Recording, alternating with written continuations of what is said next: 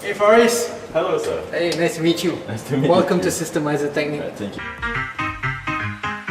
Ladies and gentlemen.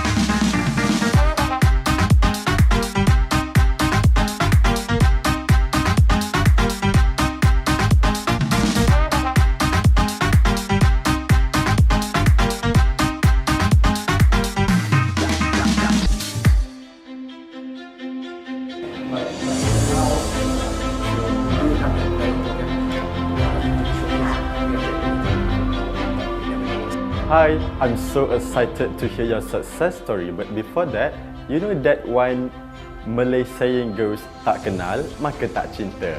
Hence, I would like to ask our Permata Dunia to introduce your name, your year of graduation, the faculty you've graduated from, and also your current designation.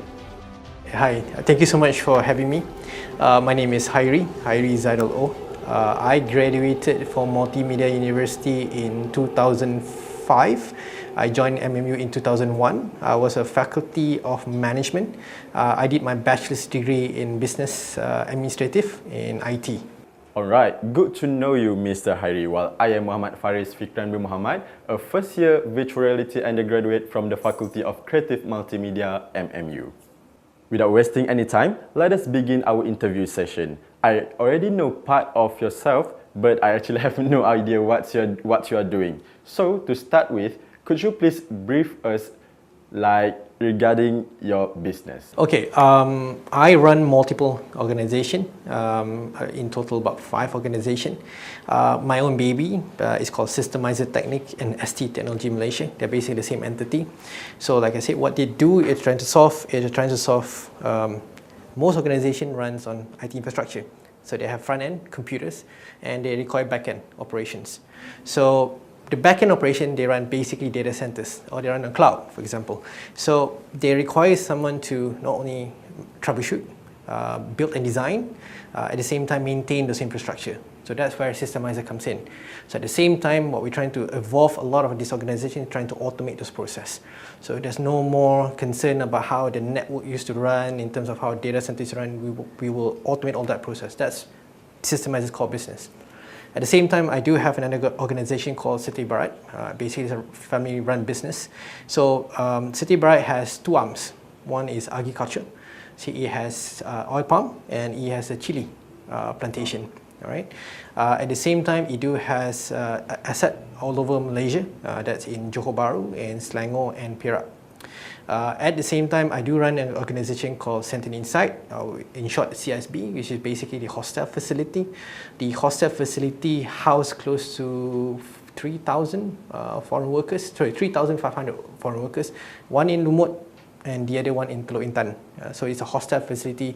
We make sure that they fill up the requirement for GTK. These days, you hear a lot of organizations that have to make sure that they have certified accommodation for their employees. So that's what CISB does. I'm also sitting part of the board for a glove manufacturing company called Central Medicare. That's based in Teluk Intan. That's actually a family-run legacy business. My family's legacy is in glove business. So my dad started off about 40 years ago. Now my brother runs the operation, but I sit as part of the board, advising him on his business. Wow, I'm very interested because I did hear you say about IT company. Because back then, once I finished my SPM examination, I was about to continue my study in IT field, but I don't because I have a problems like my brain said a big no about maths. So I would love to pick this one quote, which is, life is like a Ferris wheel. Sometimes we're up, sometimes we're down, and in the end, we just need to learn how to enjoy the ride. Right. So I would like to ask you about the same thing happened to your life or even mine, about your accomplishment, because I want to highlight all your achievements that you have accomplished so far in your life. So can you please describe a bit about it? I think my biggest achievement, is pretty much the organization that we're in right now, which is SYSTEMIZER TECHNIC. The reason I say it's my accomplishment is because I pretty much set up the company from ground zero. Right?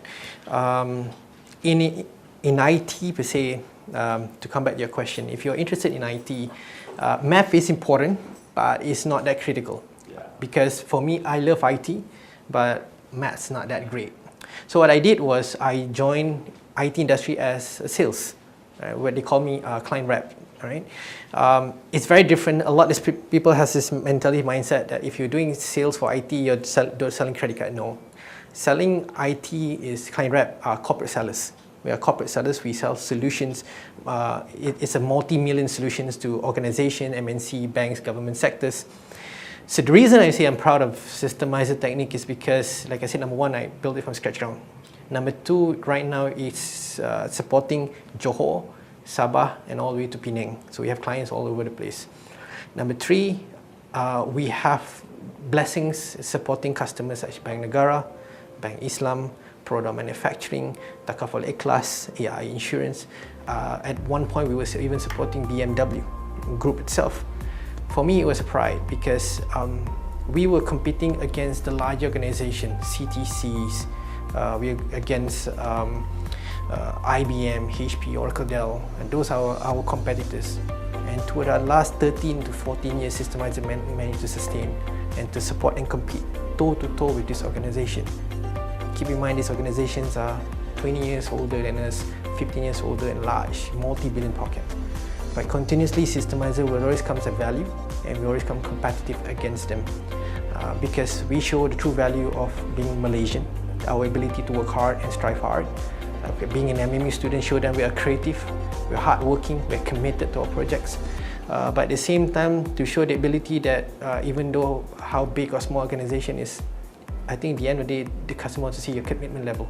So that 13 to 14 years is a testament to SYSTEMIZER into providing a solution for these organizations. Then in my high school, my tutor said, "No sacrifice, no victory," which became my motivation to boost up my energy whenever I feel like quitting or tired of doing anything. So I'm curious, what was your inspiration or maybe your motivation for starting your very own company?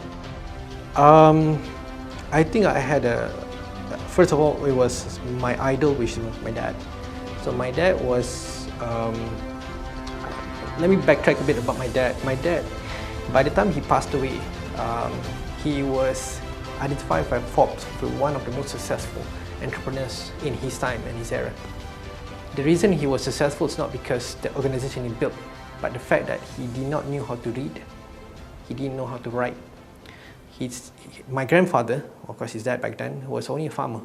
So he moved an organization with barely knowledge in his hand. He could barely read. He could speak basic English at best. He's fluent in Chinese, but that's as much good in Malay, but not so much in writing or reading. So I remember that during time he strived and working hard and trying to achieve where he is established. But so by the time he retired, his organization was very successful. For me, that was my inspiration. If someone has that capability could achieve that high, what was my excuse? I have a degree. I have all the tools. I know how to read, I know how to write. I'm the same blood that he is. He's my dad. So for me, that was inspiration. If someone has limited access, limited tools, limited capability could achieve that high, what's stopping me? So that's first.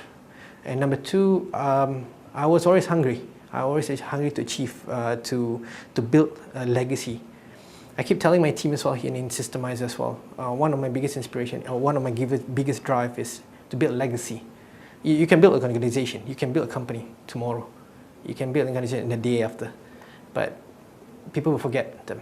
So my next target, and that's one of my principles, is to build a legacy that not only people remember me by, but appreciate the effort I put in. So that's been my driving factor. But again, of course, building a wonderful, great legacy, a respectful legacy, and that's my aim and objective.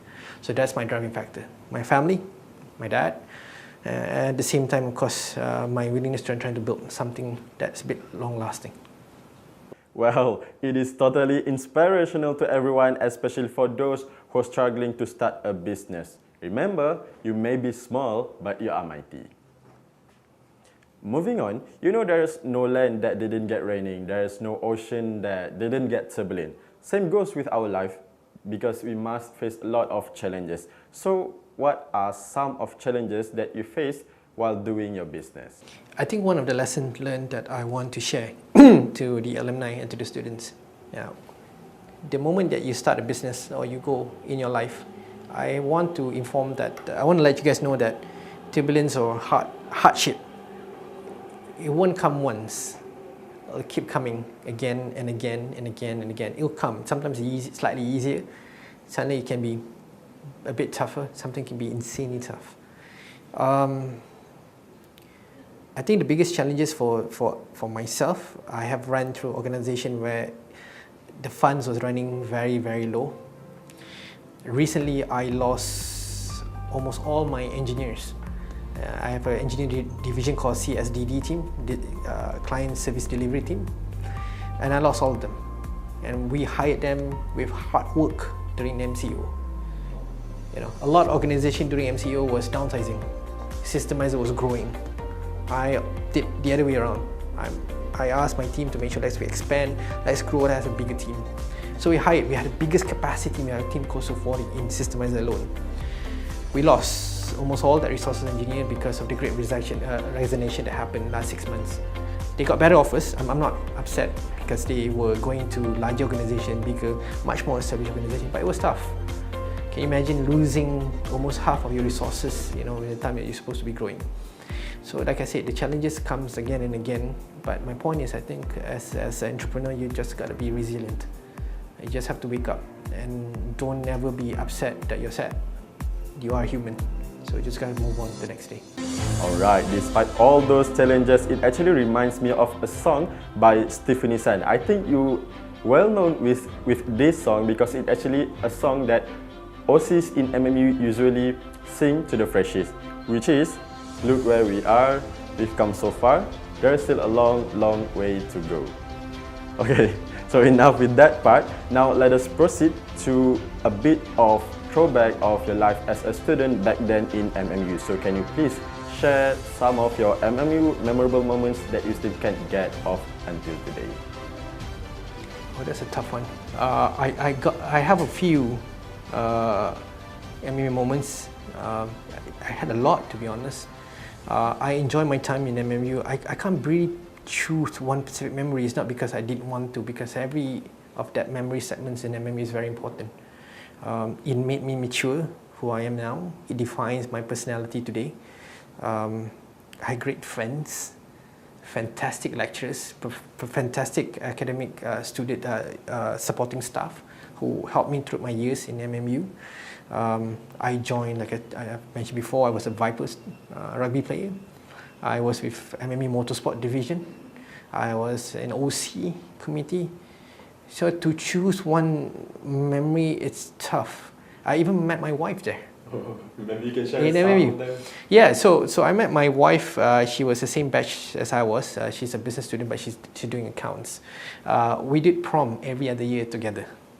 So we end up after MMU, a few years after that, I think close to 6 years after that, we got married after we all focused on our career. So yeah, not only I found great friends, some of my good friends today are still MMU students. Yeah, some of my ecosystem in business are still MMU students. My wife is an MMU student. So like I said, MMU defined me. So to be specific, one memory is challenging, but I had a lot of good times and exposure during my time in MMU, so it's hard. I don't think it's fair, but what I'm trying to say is my entire time in MMU has been always nothing but a fantastic memory. Alright, I can see that I actually just explored maybe around 10 to 15% of MMU life because I'm quite new to MMU since I had 2 trimesters of my foundation year online due to COVID. So yeah, I'm looking forward to the more exciting year in MMU. So, how has your time in MMU helped you to become who you are today and as successful as you are today? I think my advice to students, especially those who are just finishing, was studying towards the MCO and now trying to get back on site, coming back on class. I think first and foremost, don't worry, you're not alone. If you having time to readapting back to social life, everybody struggles to do so. Don't worry about it. And here's the best part of being a student. You can be silly about it. You can make mistakes, it's alright. That's what student university is. You know, you learn from each other, you learn from the professors, and you learn to adapt. It's all right. Even though it's tough to readapt, it's okay. That's, as I said, that's the best thing about being a student. You can make mistakes and learn from it. All right, so how has your current career or by starting this business actually changed your life or maybe your personality? My time in MMU was my first endeavor, living outside the family. So basically it was my first time without my parents. So on social skills, first of all, I've learned to, of course, live with other people and really be independent, you know, manage your own clothes, you know, wake up by your own. No one's going to blare to me, call me, hey, it's time for you to go to school. Do I come to go to class? You know, no one's, I have to be independent in that sense. So first it was the social skill, being independent. Number two, MMU in terms of the lecturers, the professors, the teaching staff that supported the lecturers, they had abundance of knowledge. You know, I remember going to classes and having good academic debates with my professors, talking about business cases that I had read.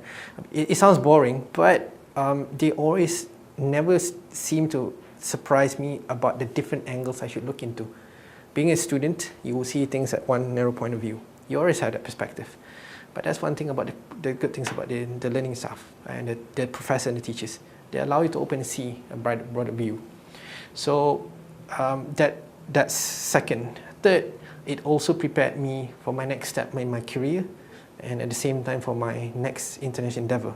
So when I was coming into my career, I was a bit more mentally ready because the professors has pretty much given me a bit of understanding how work life and what kind of commitment you have to give in working and what you should be prepared to be a good employee. At the same time, when I finished working for a couple of years after MMU, I studied in the United Kingdom. Because I had a good structure and good understanding in MMU, how to learn and what to do, what not to do in college. So when I came into UK, it's a bit easy for me to adapt. So it's not shock, it's not surprising. So the fun part is, like I said, MMU gives you that structure. Like I said, as long as you respect it and then follow it, I'm pretty sure you will be prepared more than what you think coming in the future.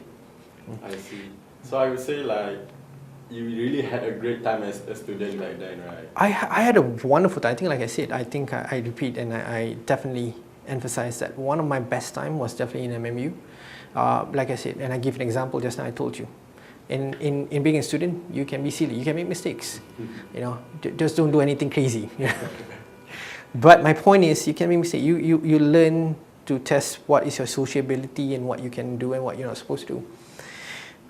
MMU gives you that ecosystem that is safe enough for you to explore yourself and to find where is your limit and where your capability is. You know, as long as you're sincere and you're trying to find something for yourself and the people around you, you have the opportunity. And being in MMU, you're in that secure location where they're supportive, great friends, great professors, great teachers. At the same time, you know that you're not going through this alone. Together to learn. You know, so always go out and explore, make friends, and make good friends with your lecturers and professors. Trust me, comes a lot of good. Learn from mistakes, yeah, I really like it. Not only learn from your mistakes, but always don't forget to try. We mentioned about clubs, societies. Go to join the clubs that you least expect. And you trust me, you learn a lot more things and you learn a lot more new friends. You know, we never know, you even find your soulmate there in the process, you know. But you never know. You know, I'm a proven testimony that that relationship could last. I'm married to my university, you know, love, so it could happen. So it's not only your social, your personal, your career, but even your personal life itself. You never know, you know. All right. So moving on, what is your advice to those who are still contemplating or worrying about starting their venture? I remember when I was interviewing for my first job, I think it holds testament to today because we hired a few MMU students throughout the years. One of the things that you see that MMU students really stands out is the way they communicate. That's a far different, and this is sincere. I'm not talking just because you're here. One of the key strong point of MMU students, they could communicate, and they could communicate very, very well. number one. Number two, they're balanced. They're academically smart, but at the same time, they have a good social and curricular activity to support. So they're balanced. They're not only one too smart, but they're smart in other areas as well. Three, they're well exposed. They're not in a cocoon or shell, just looking into what they learn, but they're quite exposed in everything they learn together. And most importantly, most MMU students I've always seen, almost 99% of MMU students I've seen, they're well adapted. Throw them in any situation, they could learn, they can evolve, they can move fast and quick. I think because, I think during even my experience in MMU, because MMU didn't only focus about just your academic. Of course, academic is very important, but they give you, make sure that you have just the right balance of everything else. The clubs, activities, the events. I remember I have concerts in MMU. So it gives us the exposure, rather than putting us in a cocoon, it gives us the exposure to make sure that when we go out, when we even do our interview, we're aware about what's going on in the world. Not only just what happens in Malaysia, but overall, worldwide as well. So that's good. I think that's the biggest different trait, the four main traits for MMU students. That's very different. There shouldn't be any culture shock or what? So they do, because I think fresh grads coming in working, they all have culture shock in one way or another. But I think MMU students, even though they do have culture shocks, the rate of adaptation coming into working environment are slightly quicker compared to most of the graduates. Again, like I said, I'm not undermining any other institution. They are great. Other students are very, very good as well. But my point is, most majority MMU students, like I said, they could adapt much more quicker because they're a bit more well-versed. They could communicate better. They're a bit more well-rounded. So that helps them to adapt. All right, moving on. What is your advice for your fellow alumni or students who are your juniors in MMU? I remember when I graduated and after I finished my university, excited looking into my career. One of the things my dad keeps saying to me is that when you're working in an environment and when you grow up, always listen. And I thought when he said listen means when you speak, I hear, I speak back. He said, no, that's not the point. What he was trying to say is listen carefully in terms of what the surrounding is trying to tell you, the situations is trying to tell you, and even what your physical and your mind is trying to tell you. I think a lot of people undermine that. I undermine that definitely. I remember that I was just too stubborn and just too overzealous trying to work hard. I was working from 7 to 12, 7 to 12, 7 to 12 for 2 years. I wasn't listening. I wasn't trying to do, I was just trying to do my job, I think what my dad was trying to say is that when you want to go into business or your career as you grow up, do more than just what you're meant to do. That means listen. Sometimes means that when you do your work, your colleague on your side may need your help. You heard it, but you didn't do anything about it. That will help your career too. So listen to what your manager is trying to help you build. Not only to what he says objectively, but he was trying to say intrinsically as well. So the ability to listen carefully, exactly to good advice, helps. And at the same time, a lot of people these days are just too committed trying to hit an objective, but they don't try to look left and right. Like I said, listen to see what's going on. So I think the most important advice I have to all the alumni is listen. See what the people who means to you are trying to tell you. Tell what your professors is trying to tell you. Sometimes they tell you, you got to fix yourself. They're not being personal, they're trying to build you to be a better person. And sometimes being very young, you just listen to yourself, no, this is what I want to do, this is how I do things. But I think listening is important. And it's one of the biggest traits. If there's anything I could share for my younger self 20 years ago, I would tell myself, Hairie, you got to listen.